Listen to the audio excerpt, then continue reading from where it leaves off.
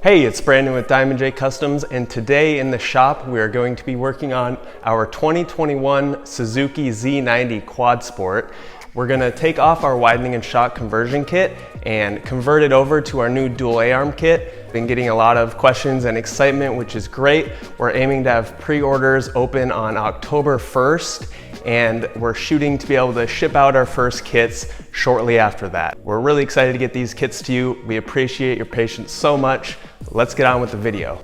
So today, like I said, we're converting over to our dual A-arm kit. You'll see how that process goes.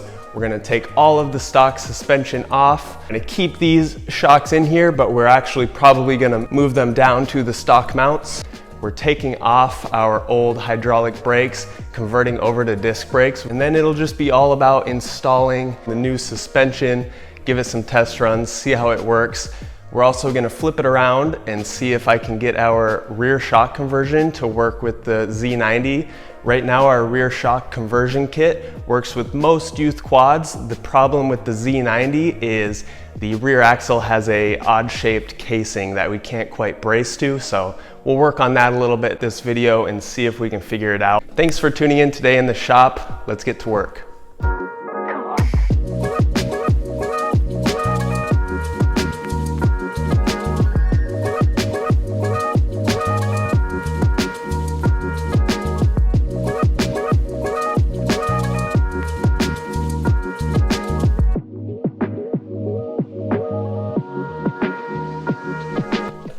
All right, now that we've stripped our frame bare, you can see all of our components laid out here. We're actually not going to use any of this other than these yellow shocks that we have. We're going to provide with every kit the option to upgrade to your model's color.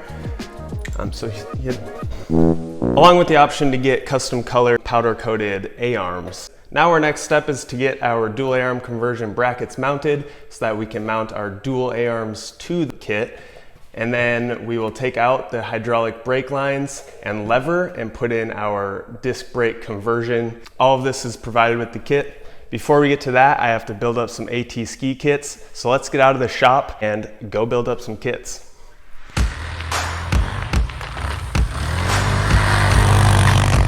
If you're enjoying seeing behind the scenes and how we do things here at J Customs, hit that like button for me and comment what else you'd like to see. It'll really help the team and I cater the content towards what you guys are interested in. Appreciate it so much. Let's get on with the build process.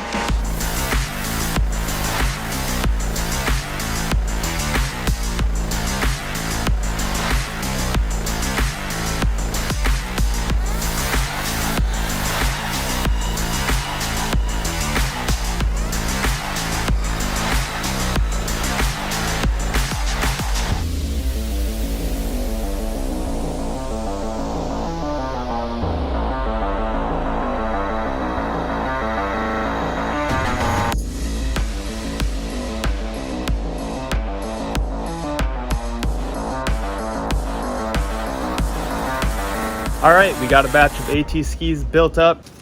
Get this garbage out of the way. We'll head out to the shop, work on the rear shock conversion a little bit. Let's see what we can do. All right, so let me show you what we're working with here on the rear of the Z90. This is our rear shock conversion kit, how it comes assembled. Really all you have to do on most of the youth ATVs, right here bolts onto your stock mount position, and your aftermarket shock will go onto these mounts. The problem we see with the Z90 is that usually our brace at the end here will wrap around our axle, but on the Z90 it has this added little casing.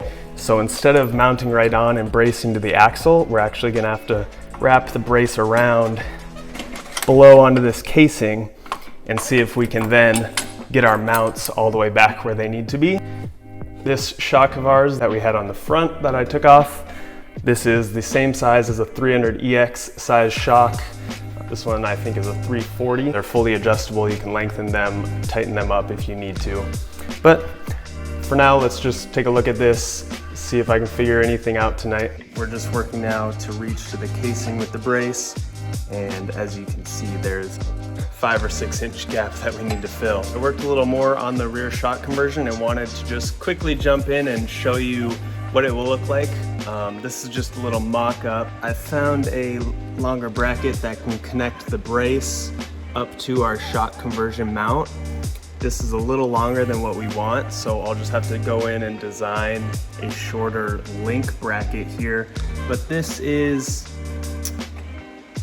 what I'm thinking our Suzuki rear shock conversion will look like when it's ready. I'll get prototyping on this link here.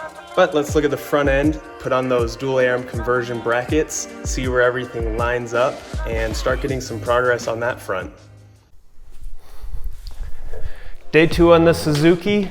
Today we're just gonna mount up our suspension brackets. This should be a pretty easy project because unlike the rear of the Suzuki, the front end is actually wide open and super easy to work with.